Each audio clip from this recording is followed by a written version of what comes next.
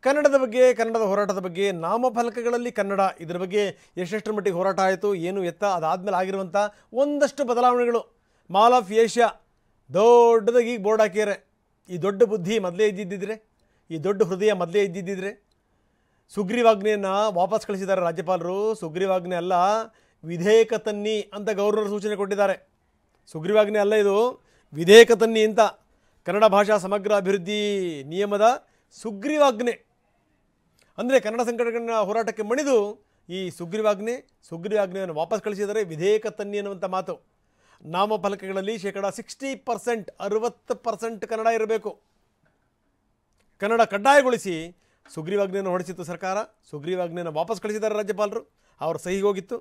ಸುಗ್ರೀವಾಜ್ಞೆಯನ್ನು ಬೇಡ, ಇದು ವಿಧೇಯಕ ತನ್ನಿ ಅಂತ ರಾಜ್ಯಪಾಲರು ವಾಪಸ್ ಕಳಿಸಿದ್ದಾರೆ.